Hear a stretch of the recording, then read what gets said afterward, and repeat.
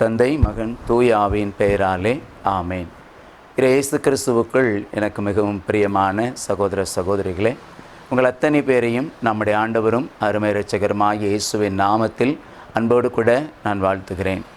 அன்புக்குரியவர்களே, தவ காலத்தின் மிக முக்கியமான ஒரு நாள் இந்த புனித வெள்ளி, நல்ல வெள்ளி என்று சொல்வார்கள். அன்புக்குரியவர்களே, இந்த வெள்ளிக்கிழமையிலே நம்முடைய ஆண்டவராக இயேசு கிறிஸ்து நம்முடைய பாவங்களுக்காகவும் உலகத்தில் இருக்க ஒவ்வொரு மக்களுடைய பாவங்களுக்காகவும் சிலுவையிலே அவர் பாடுபட்டார், அடிக்கப்பட்டார், தண்டிக்கப்பட்டார், தன்னுடைய ஜீவனையே சிலுவையிலே பலியாக கொடுத்தார். அன்புக்குரியவர்களே, அந்த சிலுவையை இந்த வெள்ளிக்கிழமையிலே தியானிப்பது என்பது நமக்கு மிகுந்த ஒரு ஆசீர்வாதம். அன்புக்குரியவர்களே, ஏனென்றால் சிலுவையிலே அவர் நம்மை மீட்டு எடுத்தார், சிலுவையிலே தன்னை பலியாக ஒப்பு கொடுத்தார். அன்புக்குரியவர்களே, அப்படிப்பட்ட இந்த உன்னதமான நாளில், இந்த பெரிய வெள்ளிக்கிழமையில் அன்புக்குரியவர்களே, நீங்களும் நானும் சிலுவையின் வழியாக பெற்றுக்கொள்ளக்கூடிய ஒரு 7 விதமான ஆசீர்வாதங்கள் என்று சொல்லலாம், அல்லது படிப்பினைகள் என்று சொல்லலாம். அன்புக்குரியவர்களே, அதை குறித்து நாம் சிந்தித்து இந்த சிலுவையின் ஆசீர்வாதங்களை நம்முடைய வாழ்க்கையிலே நாம் எப்படி உரிமை பெயராக பெற்றுக்கொள்ளப் போகிறோம் என்பதை குறித்து அன்புக்குரியவர்களே இந்த நாள் நமக்கு கொடுக்கப்படுகிறது. அன்பானவர்களே, இதை மரியா டிவி வழியாக உங்களை நான் சந்திப்பதில் நான் ஆண்டவருக்குள் மகிழ்ச்சி அடைகிறேன். நான் ஜெபத்தோடு இந்த வார்த்தையை கேட்கலாம். எங்களை ஒவ்வொரு நாளும் அன்போடு நேசிக்கிற எங்கள் நல்ல தகப்பனே, உமக்கு கோடான கோடி நாங்கள் நன்றி செலுத்துகிறோம்ப்பா. ஆண்டவரே, நீர் பாடுபட்டு உயிர்விட்ட இந்த புனித வெள்ளியாகிய இந்த நாளில் சிலுவையினால் உண்டாகிற ஆசீரை நாங்கள் தியானித்து, ஆண்டவரே, இந்த சிலுவையில் கிடைத்த வெற்றியிலும் விடுதலிலும் மீட்பிலும் நாங்கள் பங்கு பெற எங்களுக்கு உதவி செய்யும்படியா உமது கரத்தில் எங்கள் ஒவ்வொருவரையும் தாழ்த்துகிறோம். அடியானாகி என்னை நான் ஒப்பு கொடுக்கிறேன். ஆண்டவரே, இந்த ஊடகத்தின் வழியாக உம்முடைய வார்த்தையை கேட்கிற காண்கிற ஒவ்வொருவரையும் அப்பா நீர் அளவில்லாமல் ஆசீர்வதிக்கும்படி உமது கரத்தில் நான் ஒப்பு கொடுக்கிறேன். பொறுப்பெடுத்து கொள்ளும், வழி நடத்தும். இயேசுவின் நாமத்தில் ஜெபிக்கிறோம் பிதாவே, ஆமென். அன்புக்குரிய சகோதர சகோதரிகளே, 1 கொரிந்தியர் 1:18 இறைவார்த்தை இப்படியாய் சொல்லுகிறது: சிலுவை பற்றிய செய்தி அழிந்து போகிறவர்களுக்கு மடமையே, ஆனால் மீட்பு பெறும் நமக்கோ அது தேவனுடைய வல்லமையாயிருக்கிறது என்று சொல்லி புனித பவுலடியார் சொல்லுகிறார். அன்புக்குரியவர்களே, சிலுவையை பற்றிய செய்தி அழிந்து போகிறவர்களுக்கு மடமை, ஆனால் மீட்பு பெறும் நமக்கோ அது கடவுளின் வல்லமை என்று சொல்லப்பட்டிருக்கு. இப்போ சிலுவை என்றாலே அன்புக்குரியவர்கள் இன்றைக்கி அநேக மக்கள் என்ன நினைக்கிறாங்க அப்படின்னா, துன்பம், சிலுவை நம்முடைய வீடுகளில் வைக்கக்கூடாது, சிலுவை ஒரு அவமானத்தின் சின்னம், துக்கத்தின் சின்னம் அப்படின்னு சொல்லி. ஆனால் அன்புக்குரியவர்களே, அந்த சிலுவையில் பாடுபட்ட இயேசுவையும் அந்த சிலுவையில் அவர் உண்டான நமக்கு கொடுத்த மீட்பையும் விடுதலையும் நான் நினைத்து பார்க்கும்போது அது நமக்கு விடுதலையின் சின்னமாக, மீட்பின் சின்னமாக, வெற்றியின் சின்னமாக அது நமக்கு கொடுக்கப்படுகிறது. பிரைஸ் தி லார்ட், அல்லேலூயா. எனக்கு அன்பான சகோதர சகோதரிகளே, இன்னைக்கு கொஞ்சம் யோசிச்சு பாருங்களேன். சிலுவைதால் தான் ஆண்டவர் இயேசு இந்த உலகத்தை மீட்டெடுத்தார். அந்த சிலுவையில் அவர் பாடுபட்டு இறந்து உயிர்த்த பொழுது தான் அன்புக்குரியவர்களே இந்த உலகம் சரித்திரமே 2ஆய் பிரிந்தது. கிமு கிபி என்று சொல்லி பிரிந்ததை நாம் பார்க்குறோம். அன்புக்குரியவர்களே, அப்போ இப்படிப்பட்ட அந்த சிலுவையில் எனக்கு உண்டான ஒரு ஆசீர்வாதம் என்ன அப்படின்னு சொன்னால், ஒரு 7 விதமான ஆசீர்வாதங்களை நாம் தியானிக்கிற. அன்புக்குரியவர்களே, முதலாவது என்ன தெரியுமா?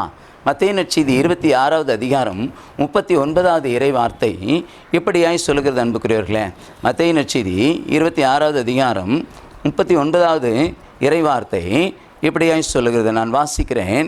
அன்புக்குரியவர்களே, என் தந்தையே முடிந்தால் இந்த துன்பக்கிண்ணம் என்னை விட்டு அகலட்டும், ஆனால் என் விருப்பப்படி அல்ல, உம் விருப்பப்படியே எனக்கு நிகழட்டும் என்று கூறி ஆண்டவர் இயேசு கெத்செமனி தோட்டத்தில் முழங்கால் படியிட்டு தந்தை கடவுளிடத்தில் ஜெபிக்கிற ஒரு ஜெபத்தை தான் இந்த வசனத்திலே நாம் வாசிக்கிறோம். அன்புக்குரியவர்களே, அப்போ சிலுவைக்கு முன்பாக அவர் பாடுபட போவதற்கு முன்பாக அவர் என்ன கேட்குறாருன்னா, ஆண்டவரே, இந்த சிலுவையின் வழியாக நான் ஏற்றுக்கொள்ளப் போகிற இந்த சிலுவை துன்பத்தின் வழியாக உமது சித்தம், உமது திருவிழம் எனக்குள்ளே நிறைவேறட்டும் என்று சொல்லி ஆண்டவர் இயேசு கெத்செமனி தோட்டத்தில் ஜெபிக்கிறதை நான் பார்க்கிறோம்.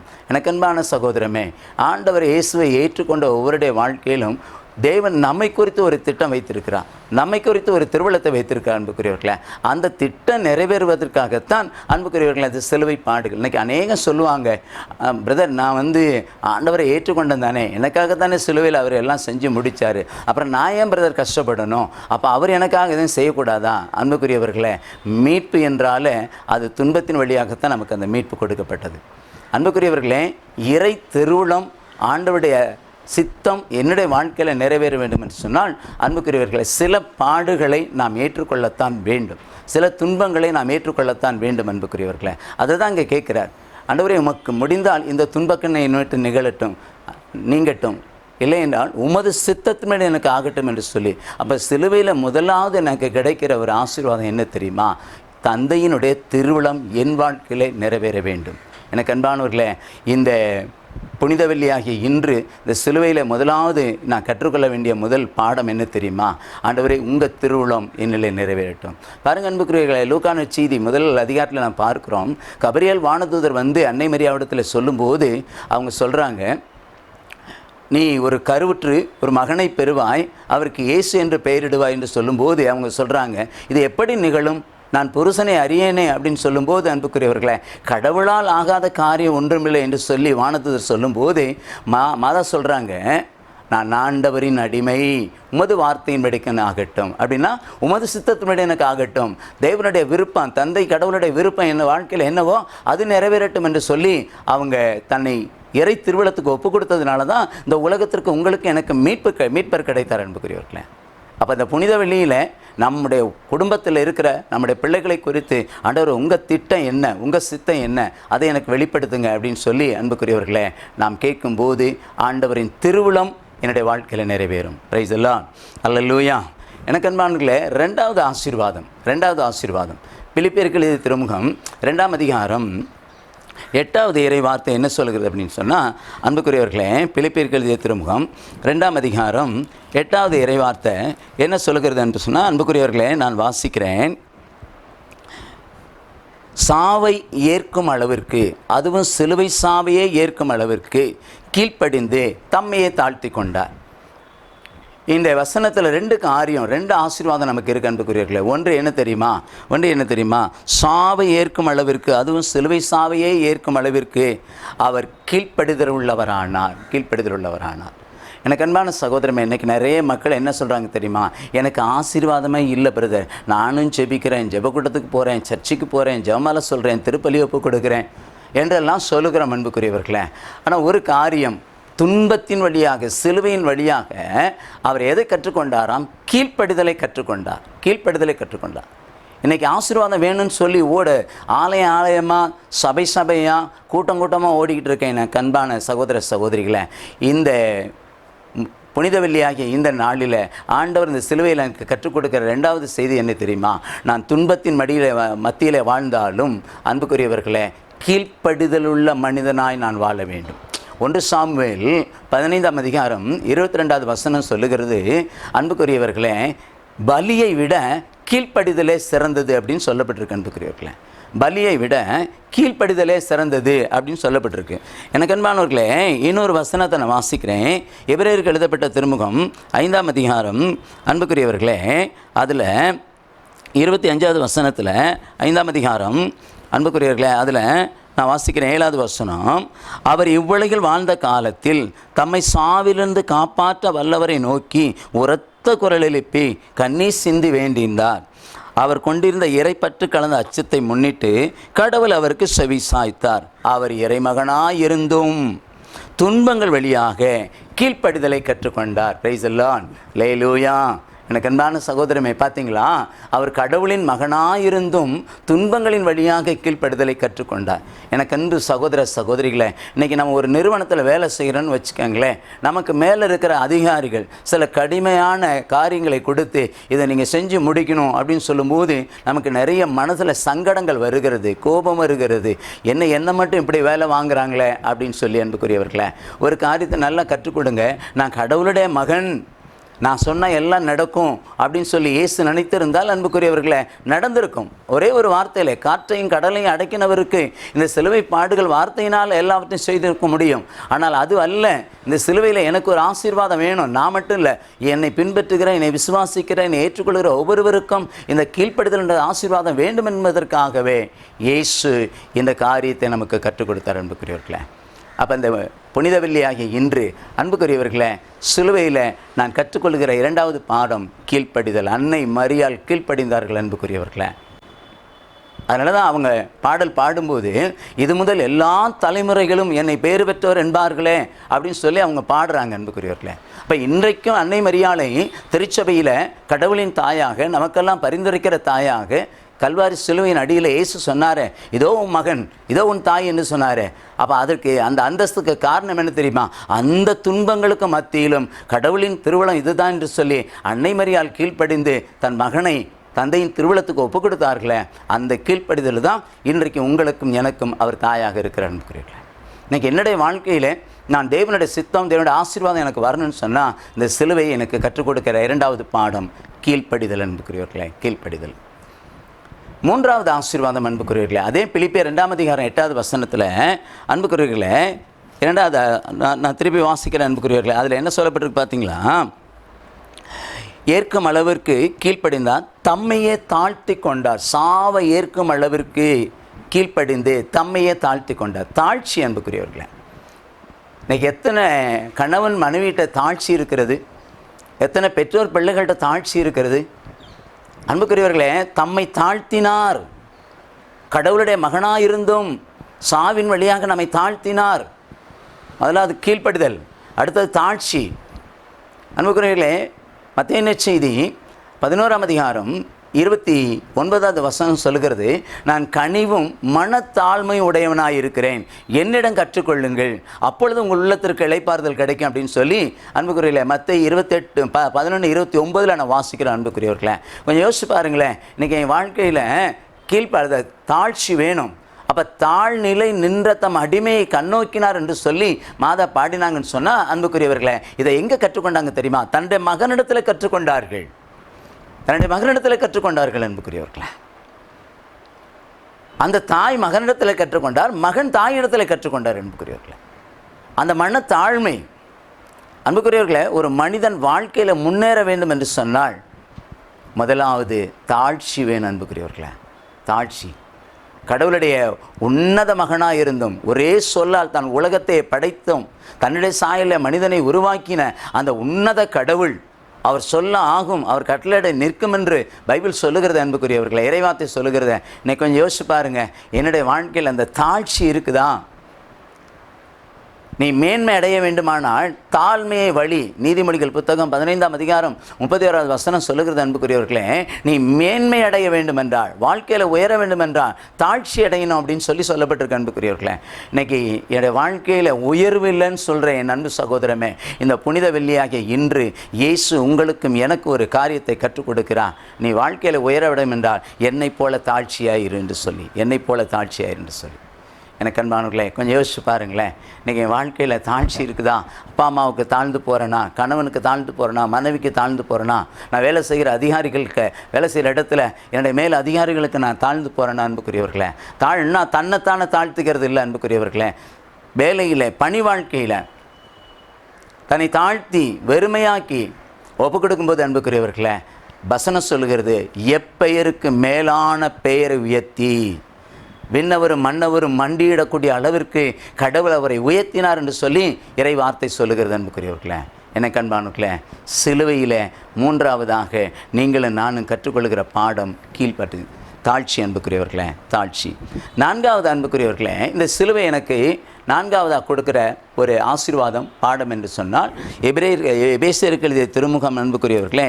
எபேசியருக்கு எழுதிய திருமுகம் 5ஆம் அதிகாரம் 2வது வசனம். எபேசியர் 5ஆம் அதிகாரம் 2வது வசனம் அன்புக்குரியவர்களை நான் வாசிக்கிறேன் பாருங்களேன்.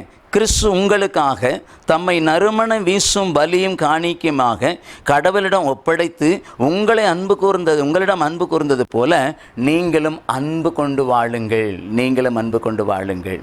அன்புக்குரியவர்களை, நான் திரும்ப வாசிக்கிறேன். கிறிஸ்து உங்களுக்காக தம்மை நறுமணம் வீசும் பலியும் காணிக்கையுமாக கடவுளிடம் ஒப்படைத்து உங்களிடம் அன்பு கூர்ந்தது போல நீங்களும் அன்பு கொண்டு வாழுங்கள். அன்புக்குரியவர்களே, சிலுவை நமக்கு கற்றுக் கொடுக்கக்கூடிய 4வது பாடம் என்ன தெரியுமா? அன்பு கொண்டு வாழணும். எப்போ தெரியுமா? துன்பத்திலே, பாடுகளில் அந்த அன்பு தான். அன்புக்குரியவர்களே, என்ன சொல்லார்னா, சிலுவையில் தொங்கிட்டு இருக்கும்போது தன்னை சிலுவையில் அறைந்தவர்கள் எல்லாம் சிலுவையின் அடியில் நின்று கொண்டிருக்கிறார்கள். இவனை கொல்லும், இவன் சாக வேண்டியவன் என்று சொன்னவர்கள் எல்லாம் சிலுவையின் அடியில் நின்று கொண்டிருக்கிறார்கள்.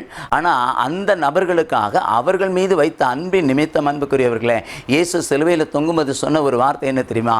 தந்தையே, இவர்கள் அறியாமல் செய்கிறார்கள், இவர்களை மன்னியும் என்று சொல்லுகிறதை நான் பார்க்கிறோம். அன்புக்குரியவர்களே, அப்போ சிலுவையின் மூலம் இன்றைக்கும் இயேசு உங்களை என்னை அன்பு செய்து கொண்டிருக்கிறாரே. அந்த சிலுவையில் நம்முடைய பாவங்கள் எல்லாம் சுமந்ததுனால தானே. எதனால் சுமந்தார்? ஏன் அவர் சுமக்கணும்னு ஏதாவது ஒன்று எழுதியிருக்குதா என்ன? இல்லையே அன்புக்குரியவர்களே. உங்களையும் என்னையும் பாவத்திலிருந்து மீட்டெடுப்பதற்காக நம்மீது வைத்த அன்பினால், நம்மீது வைத்த இரக்கத்தினால, இன்றைக்கு நேற்று அல்ல அன்புக்குரியவர்களே, உலகம் தோன்றுவதற்கு முன்பாகவே கிறிஸ்துவின் வழியாக கடவுள் நம்ம மீது அன்பு கூர்ந்தார் என்று சொல்லி எபேசியர் 1:3 நான் வாசிக்கிறோம். அன்புக்குரியவர்களே, அப்போ உலகம் தோன்றதுக்கு முன்பாக உங்களையும் என்னையும் அன்பு செய்த தெய்வம். அன்புக்குரியவர்களே, அந்த அன்பை எங்கே வெளிப்படுத்தினா? எங்கே அந்த அன்பு வெளிப்பட்டதுன்னு சொன்னால், கல்வாரி சிலுவையில் அந்த அன்பு வெளிப்பட்டது. அன்புக்குரியவர்களே, கல்வாரி சிலுவையில் வெளிப்பட்டது. அந்த அன்பினால தான் அன்புக்குரியவர்களே, இன்றைக்கி நீங்களும் நானும் அன்புக்குரியவர்களே ஒவ்வொரு நாளும் அவருடைய அன்பை பெற்று அவருடைய இரக்கத்தை பெற்ற மக்களாக வாழ்ந்து கொண்டு இருக்கிறோம். அப்போ நான் செய்ய வேண்டியது என்ன அன்புக்குரியவர்களே? நாம் பாவியாக இருந்தபோது என்ன அன்பு செய்த தெய்வம், சிலுவையிலே பலியாகி என்ன அன்பு செய்த தெய்வம் என்ன அன்பு செய்தார் என்று சொன்னால், அன்புக்குரியவர்களே, என் வீட்டில் இருக்கிறவங்க பலவீனமாக இருக்கலாம், பாவத்தில் விழுந்து கிடக்கலாம், தீமையில் விழுந்து கிடக்கலாம், இயேசுவை ஏற்றுக்கொள்ளாதவங்களாக இருக்கலாம், இயேசுவின் மீது வெறுப்பு வைத்தவர்களாக இருக்கலாம், கிறிஸ்தவத்தை வெறுக்கிறவர்களாக இருக்கலாம். அன்புக்குரியவர்களே, ஆனால் இயேசு கிறிஸ்து நமக்கு கற்றுக் கொடுக்கக்கூடிய, அந்த சிலுவையில் கற்றுக் கொடுக்கக்கூடிய 4வது பாடம் என்ன தெரியுமா? நான் கடவுள் வழியாக உங்களை அன்பு செய்தது போல நீங்களும் அன்பு கூற வேண்டும் என்று சொல்லி இந்த சிலுவை நமக்கு அழைப்பு கொடுக்கிறது. அன்புக்குரியவர்களே, 2 கரங்களை சிலுவையில் விரித்து அடித்தார்கள். அன்புக்குரியவர்களை, கொஞ்சம் யோசிச்சு பாருங்களேன்.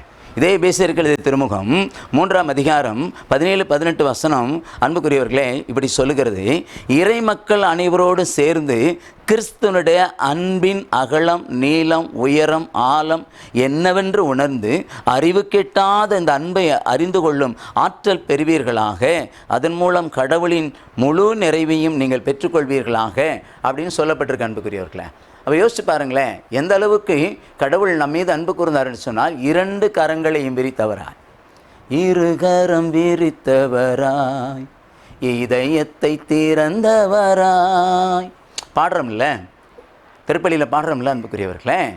அப்போ அந்த அன்பினுடைய உச்சம் என்ன தெரியுமா அன்பானவர்களே? ஆழம், அகலம், நீளம், எல்லை காணாத அன்பு. அந்த அன்பின் உச்சந்தான் அன்புக்குரியவர்களே சிலுவையில் தொங்கும் போது அந்த வலது பக்கத்தில் தொங்கி கொண்டிருந்த அந்த கல்வன் சொன்னான், ஆண்டவரே, நீங்கள் மீண்டும் ஆட்சி உரிமை பெற்று வரும்போது என்னை நினைவு கூறும் என்று சொல்லி அந்த வலது பக்க கல்வன் சொல்கிறான். அன்புக்குரியவர்களே, அப்போ ஆண்டவர் இயேசு என்ன சொன்னார் தெரியுமா? ஒரு வார்த்தை, ஏப்பா நான் வருக வரைக்கும் நீங்கள் இருக்கிற, நான் உனக்கு இரக்கம் காட்டின அன்பு வச்சேன், நீ இந்த மக்களுக்கு இரக்கம் காட்டுறது போல், அன்பு கொண்டது போல் நான் உன் பாவத்தை மன்னித்து அன்பு செய்ததுனால நீ இன்னைக்கே என்னோடு கூட வான் வீட்டில் இருப்பா என்பதாக அன்புக்குரியவர்களே இயேசு கிறிஸ்து அந்த நல்ல கல்வனுக்கு வாக்கு கொடுக்கறதை நான் பார்க்கிறோம். அன்பானவர்களே, இன்றைக்கே என்னோடு கூட பேரின்ப வீட்டில் இருப்பாய். எந்த அளவுக்கு நம்மளை அன்பு செய்கிறார் பாருங்களேன். ஒரு காலத்தில் பாவியிலும் பாவியாக குப்பையில் கிடந்த ஒரு மனிதன் அன்புக்குரியவர்களே, யாரு கேட்பார்ன்ற மனிதன், எல்லாரும் வெறுத்து இருக்கிற ஒரு மனிதன், என்னை பார்த்து இவன் எப்படி வாழப்போகிறான் என்று சொன்ன ஒரு மனிதன் அன்புக்குரியவர்களே. ஆனால் இந்த கிறிஸ்து எபேசியர் 5:2 என் மீது அன்பு கொண்டார் அன்புக்குரியவர்களே.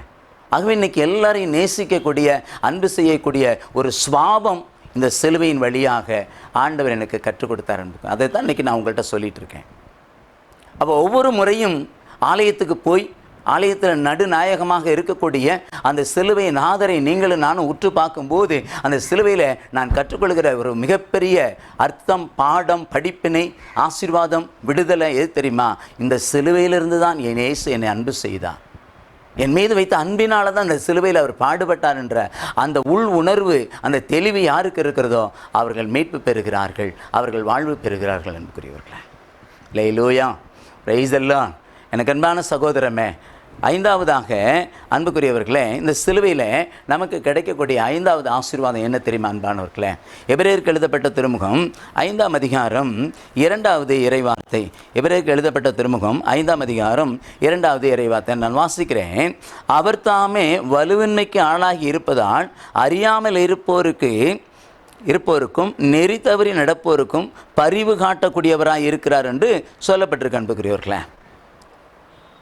அறியாமையில் இருப்பவருக்கு, நெறி தவறி நடப்பவருக்கு பரிவு காட்டக்கூடியவரா, பரிசுத்தமாய் வாழச் செய்கிறவரா அவர் இருப்பதாக அந்த வேத வசனம் சொல்லுகிறது. அன்புக்குரியவர்களே, கொஞ்சம் யோசிச்சு பாருங்க.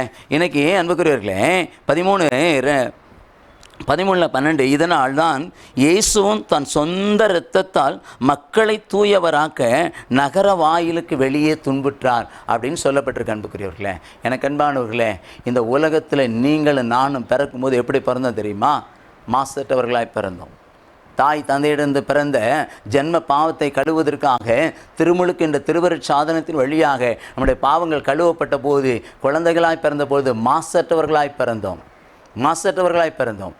ஆனால் வளர வளர வளர அன்புக்குரியவர்களே, உலக காரியங்கள் நம்முடைய ஆன்மாவில், நம்முடைய உள்ளத்தில் உள்ளே புகுந்து நம்முடைய பரிசுத்தத்தை கெடுத்து போட்ட போது அன்புக்குரியவர்களே, நீங்களும் நானும் அவருக்கு முன்பாக பரிசுத்தர்களாய் தூயவர்களாய் வாழ வேண்டும் என்பதற்காக இயேசு பட்டணத்துக்கு வெளியில், அதாவது எருசலேம் பட்டணத்துக்கு வெளியே அவர் துன்புற்றார் அன்புக்குரியவர்களே. துன்புற்றதுனால நீங்களும் நானும் பரிசுத்தமாக்கப்பட்டிருக்கோம்.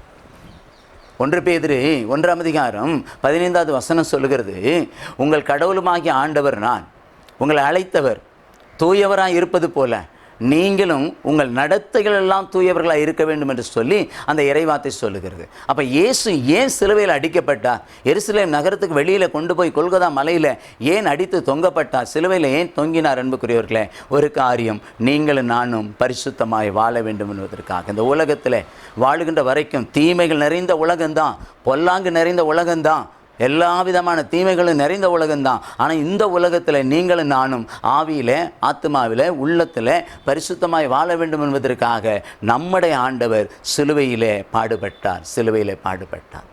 அந்த பாடுகளை எப்பெல்லாம் நம்ம தியானிக்கிறோமோ, தினந்தோறும் தியானிக்கும் பொழுது, திருச்செப மாலையில், திருப்பலியில், சிலுவை பாதையில் நாம் தியானிக்கும் போது அன்புக்குரியவர்களே, நாம் பரிசுத்தர்களாய் வாழுகிறோம், தூய மக்களாய் வாழுகிறோம் அன்புக்குரியவர்களே. அன்பானவர்களே, அடுத்ததாக நான் சுருக்கமாக சொல்லி முடிக்கிறேன் அன்பானவர்களே. அடுத்ததாக அன்புக்குரியவர்களே, அதே எபிரேயருக்கு எழுதப்பட்ட திருமுகத்தில் அன்புக்குரியவர்களே 12ஆம் அதிகாரத்தில் 2-3 வசனம் இப்படியாய் சொல்லுகிறது அன்புக்குரியவர்களே. நம்பிக்கையை தொடங்கி வழிநடத்துபவரும் அதை நிறைவு செய்வருமான இயேசுவின் மீது கண்களை பதிய வைப்போம். அவர் தாம் அடையவிருந்த மகிழ்ச்சியின் பொருட்டு எளிவையும் பொருட்படுத்தாமல் சிலுவையை ஏற்றுக்கொண்டார். இப்பொழுது கடவுளின் அரியணையில் வலப்பக்கத்தில் வீற்றிருக்கிறார். இயேசுவில் அன்புக்குரிய சகோதர சகோதரிகளே, கொஞ்சம் யோசிச்சு பாருங்களேன். நம்பிக்கையை தொடங்கி வைத்தவரும் அதை நிறைவு பெற செய்கிறவருமாகிய இயேசுவின் மேல் கண்களை பதிய வைப்போம். ஏன் அப்படின்னு சொன்னால் அன்புக்குரியவர்களை, தாம் அடையவிருந்த மகிழ்ச்சி, அதாவது விண்ணக வாழ்வை, அந்த மகிழ்ச்சியை பொருட்டு அன்புக்குரியவர்களே அவமானத்தையும் இழிவையும் அவர் சிலுவையில் ஏற்றுக்கொண்டார். நம்முடைய வாழ்க்கையில் ஒரு துன்பம், ஒரு நிந்தனை, ஒரு வேதனை, ஒரு அவமானம் வருதுன்னு சொன்னால் அன்புக்குரியவர்களே, அதுக்கு பின்னாடி ஒரு பெரிய பிளஸ்ஸிங், ஒரு பெரிய ஆசீர்வாதம், ஒரு உன்னதமான மேன்மை ஆண்டவர் வச்சிருக்கார் அன்புக்குரியவர்களே. இது இன்னைக்கு நிறைய புரியறதில்லை, அதுவும் குறிப்பாக கிறிஸ்தவர்களுக்கு புரியறதில்லை அன்புக்குரியவர்களே. உலகத்தில் இருக்கவங்களை விட்டுருங்க, கிறிஸ்தவர்களுக்கு புரியறதில்லை. காரணம் என்ன தெரியுமா? இயேசுவை பார்த்தீங்களா, தாம் அடையவிருந்த மகிழ்ச்சியின் பொருட்டு, அதாவது உன்னத நிலையின் பொருட்டு இந்த உலகத்தில் வந்த நிந்தை அவமானங்களை அவர் பொறுமையோடு தாங்கி கொண்டார். நான் கொஞ்சம் யோசிச்சு பாருங்களேன். நம்ம ஒரு இடத்துல வேலை செய்கிறோம், நம்மளை வீண் பலி சுமத்துறாங்க. அப்படி வீண்பலி சுமத்தும் போது எத்தனை பேர் அதை பொறுமையோடு, ஏசப்பா சிலுவையில் பாடுபட்டார், நான் அந்த பாடுகளை ஏற்றுக்கொள்கிறேன், எனக்கு இது ஒரு நிச்சயமாக ஒரு பெரிய மேன்மை வரும் அப்படின்னு சொல்லி இன்றைக்கி எத்தனை பேர் அன்புக்குரியவர்களே இந்த நிலையை நாம் ஏற்றுக்கொள்கிறோம்? எனக்கு அன்பானவர்களே, இயேசுவை பாருங்கள், நம்முடைய அருமை இரட்சகரை பாருங்கள். உங்களுக்கும் எனக்கும் விண்ணக வாழ்வை பெற்றுக் கொடுப்பதற்காக அவர் நிந்தை அவமானங்களை சகித்து கொண்டார், ஏற்றுக்கொண்டார் அன்புக்குரியவர்களே. இன்றைக்கி என்னுடைய வாழ்க்கையில் ஏன் குடும்பம் முன்னேறதுக்காக, ஏன் பிள்ளைங்க நல்லா இருக்கிறதுக்காக அன்புக்குரியவர்களே அந்த பாடுகளை நான் தாங்கிக் கொள்ளுகிறேனா, அதில் முறுமுறுக்கிறேனா, அதில் சந்தோஷமாக ஏற்றுக்கொள்ளுகிறேனா? அன்புக்குரியவர்களே, இந்த பெரிய வெள்ளிக்கிழமை நமக்கு அதை கற்றுக் கொடுக்கிறது. இந்த புனித வெள்ளி, இந்த சிலுவை அதை நமக்கு கற்றுக் கொடுக்கிறது. அன்புக்குரியவர்களே, கொஞ்சம் யோசிச்சு பாருங்களேன். இன்றைக்கி என் வாழ்க்கையில் சாதாரணமாக வரக்கூடிய ஒரு துன்பத்தை நான் மகிழ்ச்சியோடு ஏற்றுக்கொள்கிறேனான்னு சொல்லி யோசிச்சு பாருங்கள் அன்புக்குரியவர்களே. இன்றைக்கி இந்த சிலுவையின் வழியாக இந்த பாடுகளை நாம் ஏற்றுக்கொள்வோம். விண்ணக மகிமை நமக்கு உண்டு அன்பானவர்களே, விண்ணக மகிமை நமக்கு உண்டு. அடுத்ததாக அன்புக்குரியவர்களே, 2 தெசலோனிக்கேயர் 7 நான் சொல்லி முடிக்கிறேன். 2 தெசலோனிக்கேயர் 3 அதிகாரம் 5வது வசனத்தில் நான் பார்க்கும்போது அன்புக்குரியவர்களே, ஒரு காரியம் நல்ல அருமையாக நமக்கு புரியுது. 2 தெசலோனிக்கேயர் 3 அதிகாரம் 5வது வசனத்தை நான் வாசிக்கும்போது அன்புக்குரியவர்களே, கடவுளின் அன்பையும் கிறிஸ்துவின் மன உறுதியையும் அடைய ஆண்டவர் உள்ளங்களை தூண்டுவாராக. கடவுளின் அன்பையும் கிறிஸ்துவின் மன உறுதியையும் அடைய ஆண்டவர் உங்கள் உள்ளங்களை தூண்டுவாராக அப்படின்னு போடப்பட்டிருக்கு அன்புக்குரியவர்களே. இப்போ இந்த பாடுகளின் வழியாக இந்த சிலுவையில் 7வதாக நம்ம கற்றுக் கொடுக்க வேண்டியது என்ன தெரியுமா? வாழ்க்கையில் என்ன துன்பங்கள் வந்தாலும், பாடுகள் வந்தாலும், வேதனைகள் வந்தாலும், இழப்புகள் வந்தாலும், நஷ்டங்கள் வந்தாலும், இதையெல்லாம் தாண்டி இயேசு சிலுவையில் பாடுபட்டு உயிர்த்தெழுந்தார் என்ற அந்த நம்பிக்கை, அந்த மன உறுதி, அந்த ஆழமான பற்றுறுதி அன்புக்குரியவர்களே நாம் ஒவ்வொருவருக்கும் வேண்டும் அன்பானவர்களே, நாம் ஒவ்வொருவருக்கு வேண்டும். ஏன்னா பாருங்களேன், ஏசாயா 53 அதிகாரத்தில் சொல்லப்பட்டிருக்கு, கொல்லப்படுவதற்கு இழுத்து சொல்லப்பட்ட ஆட்டுக்குட்டி போலும், கத்தாத செம்மறி போலும் அவர் வாய்த்தரவாது இருந்தார்.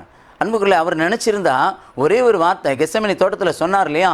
பேதுரு போய் அந்த மல்குசனுடைய காதை வெட்டும்போது சொன்னார் இல்லையா, பேதுரு உன் வாளை உரையில் போடு, நான் வேண்டினால், நான் இப்பொழுது கேட்டால் என்னோடய வானக தந்தை 16,000 வானதூதர்களுக்கு மேலாக இந்த இடத்தை அனுப்பி என்னை விடுவிப்பார் அல்லவா, உனக்கு தெரியாதா அப்படின்னு சொல்லி கேட்குற அன்புக்குரியவர்களே. அவ்வளவு வல்லமைகள் நிறைந்த தெய்வம், அவ்வளவு பவரை கையில் வச்சிருக்கிறவர். வானமும் பூமியும் அவருடைய கையில் இருக்குது, அவருடைய அதிகாரத்தின் கீழ் இருக்குது. ஆனாலும் அன்புக்குரியவர்களே, உங்களை என்னை மீட்டெடுப்பதற்காக அவர் மன உறுதி கொண்டவராய் பொறுமையோடு கூட அனைத்தையும் சகித்து கொண்டார். அன்புக்குரியவர்களே, வாழ்க்கையில் நம்முடைய குடும்பத்தில் அன்புக்குரியவர்களே சில காரியங்களை நம்ம சாதிக்கணும்னா நமக்கு இந்த பொறுமையும் மன உறுதியும் தேவையாக இருக்கிறது. அன்புக்குரியவர்களே, பொறுமையும் மன உறுதியும் தேவையாக இருக்கிறது. பாருங்கள், அபிரகாமுடைய பொறுமையை நினச்சி பாருங்களேன். 75 வயசில் வாக்கு கொடுத்து அன்புக்குரியவர்களே 99 வயசில் ஈசாக்கு பிறக்கும்போது அவர் எவ்வளோ பொறுமையாக இருந்தார், வாக்குறுதியை நம்பி காத்திருந்தார் இல்லையா? அதே போல தான் அன்புக்குரியவர்களே, இந்த சிலுவையில் 7வதாக எனக்கு ஆண்டவர் கொடுக்குற 7வது ஆசீர்வாதம் என்ன தெரியுமா? அன்புக்குரியவர்களே, பொறுமையும் மன உறுதி எனக்கு தேவையாக இருக்கிறது. எனக்கு அன்பான சகோதரமே, இந்த செய்தியை கேட்டுக்கொண்டிருக்கிற என் அன்பு சகோதரமே, இந்த பெரிய வெள்ளிக்கிழமையாகி இன்று ஆண்டவர் சிலுவையில் எனக்கு கொடுக்கக்கூடிய 7 விதமான படிப்பினைகள். 1, இறை சித்தம் என்னுடைய வாழ்க்கையில் நிறைவேற வேண்டும். 2வது, இந்த சிலுவையில் நான் கற்றுக்கொள்கிறது கீழ்ப்படிதல் அன்புக்குரியவர்களே. 3வதாக மனத்தாழ்மை. 4வதாக கிறிஸ்துவின் அன்பு அன்புக்குரியவர்களே. 5வதாக நான் பரிசுத்தமாய் வாழ வேண்டும் என்பதற்காக. 6வதாக என்ன பாடுகள் வந்தாலும் நான் இயேசுவை நோக்கி பார்ப்பேன், சிலுவையில் தொங்குகிற இயேசுவை நோக்கி பார்ப்பேன், நான் பிழைத்து கொள்வேன், நான் வாழ்வேன் என்ற ஒரு படிப்பினை. 7வதாக அன்புக்குரியவர்களே, பொறுமை. என்ன துன்பம் வந்தாலும் பொறுமையோடு மன உறுதியோடு இருக்க இந்த சிலுவை எனக்கு கற்றுக் கொடுக்கிறது அன்புக்குரியவர்களே, சிலுவை எனக்கு கற்றுக் கொடுக்கிறது. அன்பானவர்களே, நீங்கள் அப்படியே இருக்கிற இடத்துலேருந்து முழங்கல் போடலாமா? சிலுவை உற்று பார்க்கலாமா? சிலுவை உற்று பார்க்கலாமா? சிலுவையிலிருந்து தான் இத்தனை ஆசீர்வாதங்களை நமக்கு வருகிறது. ஒரு நிமிடம் கண்களை மூடி நாம் செபிக்கலாம். சிலுவை சிலுவை திருச்சிலுவை, அது இயேசு சுமந்த திருச்சிலுவை. சிலுவை சிலுவை திருச்சிலுவை, அது இயேசு சுமந்த திருச்சிலுவை. மீட்பு உனக்கு வேண்டுமா? மீட்பு உனக்கு வேண்டுமா? சிலுவையை நோக்கி பார்த்திடுவாய், மீட்பினை நீயும் பெற்றிடுவாய். சிலுவையை நோக்கி பார்த்திடுவாய், மீட்பினை நீயும் பெற்றிடுவாய். சிலுவை சிலுவை திருச்சிலுவை, அது இயேசு சுமந்த திருச்சிலுவை. அன்பான விண்ணக தந்தையே, உங்களை மனதார நாங்கள் துதிக்கிறோம் ஐயா. உம்முடைய ஒரே மகன் மீது விசுவாசம் கொள்ளும் எவரும் அழிந்து போகாமல் நிலைவாழ்வை பெற வேண்டும் என்று ஆண்டவரே இந்த உலகத்தின் மீது அன்பு கூர்ந்தவரே, எங்கள் மீது வைத்த அன்பினால் உம்முடைய ஒரே மகனும் எங்கள் ஆண்டவருமாகிய இயேசு கிறிஸ்துவை அப்பா சிலுவையில் பலியாக கொடுத்தீரே, அந்த அன்பை நினைத்து நாங்கள் துதிக்கிறோம் ஐயா. இந்த புனித வெள்ளிக்கிழமையாகிய இன்று சுவாமி அப்பா அவர் பாடுபட்ட அந்த சிலுவையை நோக்கி பார்க்கும்போது ஆண்டவரே இந்த சிலுவையில் உண்டான ஆண்டவரே இந்த 7 விதமான ஆசீர்வாதங்களையும் ஆண்டவரே எங்கள் ஒவ்வொருடைய வாழ்க்கையிலும் நீங்கள் நிறைவாய் தந்து தகப்பனே, எல்லாவற்றிலும் உம் திருமகனைப் போல நாங்கள் வாழ்ந்திருக்கும்படி எங்களுக்கு உதவி செய்ய வேண்டுமா உம்முடைய மகிமையுள்ள கரத்தில் நாங்கள் ஒப்புக் கொடுக்கிறோம்ப்பா. அன்பு தகப்பனே அப்பா, இந்த தொலைக்காட்சியில் ஆண்டவரே இந்த இறை செய்தி கேட்டுக்கொண்டிருக்கிற ஒவ்வொரு குடும்பங்களிலும் அப்பா சிலுவையில் உண்டாகிற இந்த 7 விதமான ஆசீர்வாதங்களும் எல்லா வீடுகளுக்குள்ளும் எல்லாருடைய உள்ளத்துக்குள்ளும் எல்லாருடைய ஆன்மாவுக்குள்ளும் கடந்து வரும்படியாக நாங்கள் ஒப்புக் கொடுத்து ஜெபிக்கிறோம் தகப்பனே. அப்பா சிலுவையில் கிடைத்த வெற்றி, சிலுவையில் கிடைத்த விடுதலை, சிலுவையில் கிடைத்த அன்பு, சிலுவையில் கிடைத்த கீழ்ப்படிதல், சிலுவையில் கிடைத்த தாழ்ச்சி, சிலுவையில் கிடைத்த பரிசுத்தம், ஆண்டவரே சிலுவையில் கிடைத்த தேவ அன்பு, ஆண்டவரே சிலுவையில் கிடைத்த ஆண்டவரே அப்பா இறை சித்தம் ஒவ்வொருடைய வாழ்க்கையிலும் நிறைவேறும்படியாக நாங்கள் ஒப்பு கொடுத்து ஜெபிக்கிறோம்ப்பா. நீங்கள் அப்படியே ஒவ்வொருவரையும் நீங்கள் ஆசீர்வதித்து கொண்டு இருக்கிறீங்களப்பா. அந்த கிருபைக்காக நாங்கள் நன்றி செலுத்துகிறோம். எங்கள் ஆண்டவர் மீட்பெருமான இயேசு கிறிஸ்துவின் நாமத்தில் ஒப்பு கொடுத்து ஜெபிக்கிறேன். ஜெபம் கேட்ட உயிருள்ள நல்ல பிதாவே, ஆமேன் ஆமேன். ஆண்டவர் உங்களையும் உங்கள் குடும்பத்தையும் இந்த புனித வெள்ளியாகி இன்று நிறைவாய் ஆசீர்வதிப்பாராக. ஆமென். God bless you all.